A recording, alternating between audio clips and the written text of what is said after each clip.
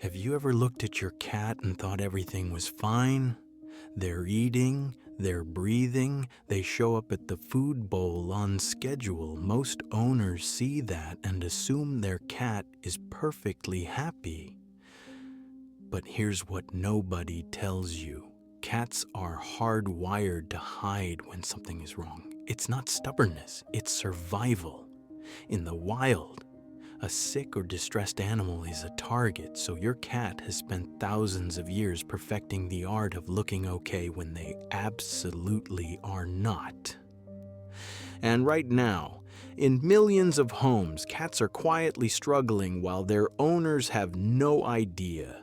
Depression in cats is real, it's documented, and it looks nothing like what most people expect. The signs are subtle enough that you can miss them for months, but once you know what you're looking for, you'll never unsee it, and the difference between catching it early and missing it entirely can completely change your cat's quality of life. So let's go through exactly what feline depression looks like, what causes it, and what you can actually do about it starting today. Here's the first thing most owners get wrong. They think a depressed cat looks sad. Big, droopy eyes, visibly moping around. That's not how this works. A depressed cat often just looks quieter than usual. Maybe they're sleeping a little more. Maybe they're not rushing to the window like they used to. Maybe they stopped coming to greet you when you walk through the door. These aren't dramatic changes. They're easy to chalk up to your cat just having an off day.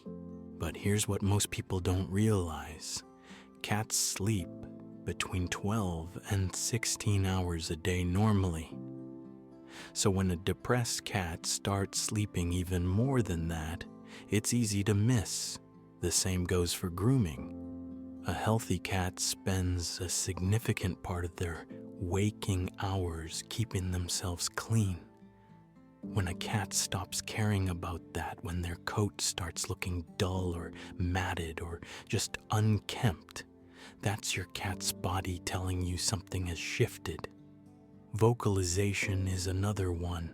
If your cat meows and it sounds different, longer, lower, almost hollow, compared to their usual sounds, that's not random.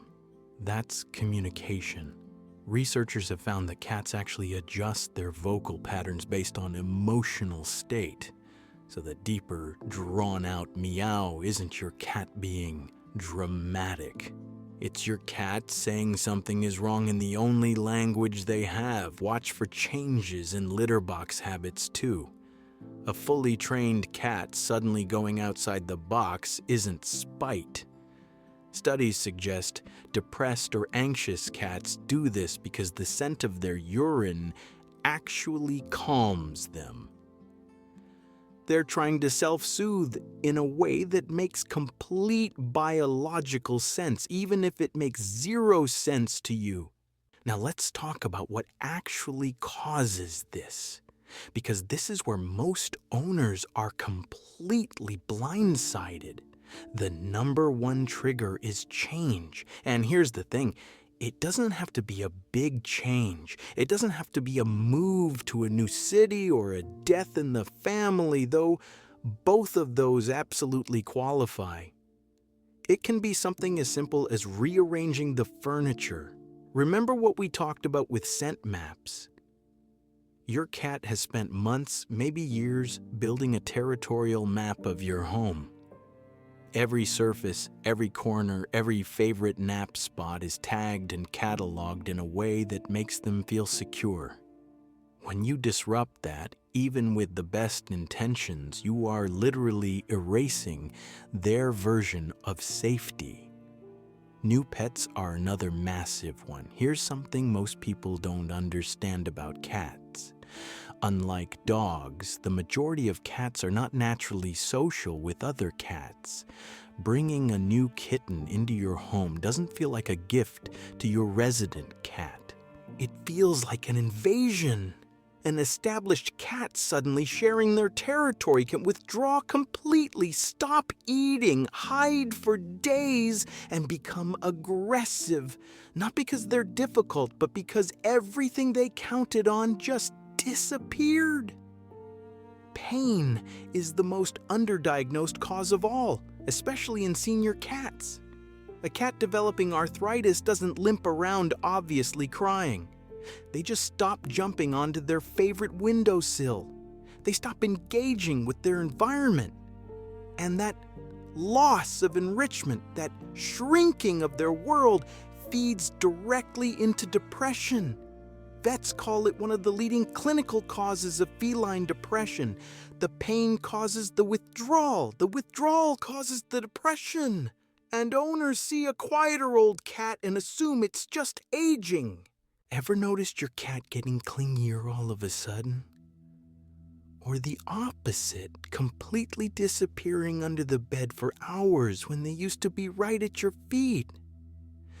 Both of those can be depression. And both of them are your cat communicating something in the clearest way they know how. Here's what makes feline depression so easy to miss. It doesn't always look like sadness. Sometimes it looks like aggression. A cat in emotional distress can start hissing at people they used to ignore entirely. They can bite without warning. They can growl at sounds that never bothered them before. That's not attitude. That's a nervous system that's overwhelmed. Other times it looks like anxiety. Some cats will follow you from room to room, sit on top of you, refuse to let you out of their sight. Behaviorists have documented this as separation anxiety in cats, and it's more common than most owners realize. Your cat isn't being needy. They're scared. And scratching more than usual, that's actually your cat releasing pheromones from their paw pads onto surfaces to reclaim a sense of control over their environment. They're trying to make the world feel familiar again. Every one of these behaviors is a message. And here's the part that should stop you in your tracks. If you respond to any of these with punishment, if you scold the out-of-box urination or the excessive meowing or the clinginess, you're not solving anything.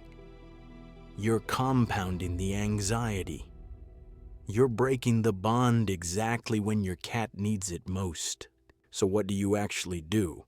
Here's what nobody gives you a straight answer on. First, go to the vet. This is non-negotiable. Before you change anything in your cat's environment or routine, get a physical examination done. Because here's what makes this complicated.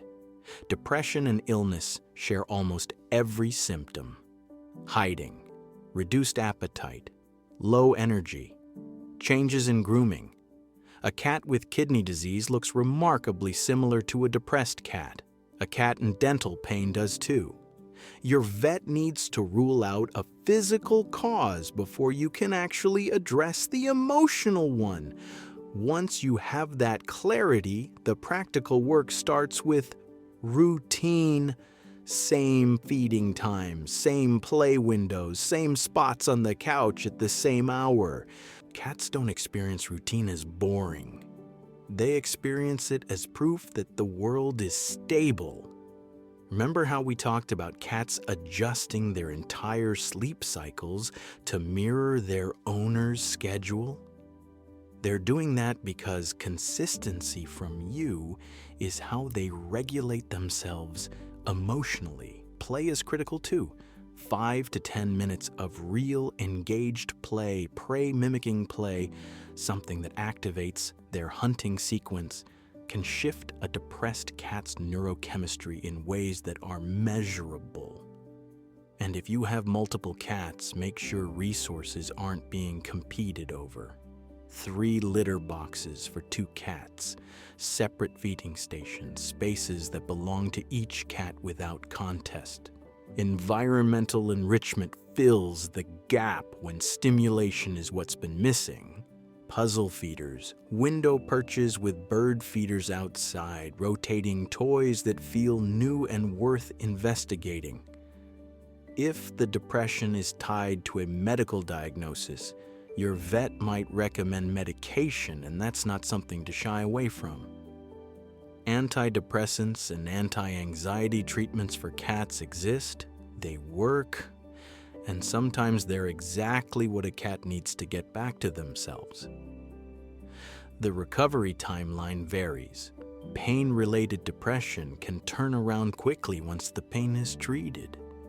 Environmental or grief-related depression can take weeks of consistent effort. Either way, your cat needs your patience more than anything else right now.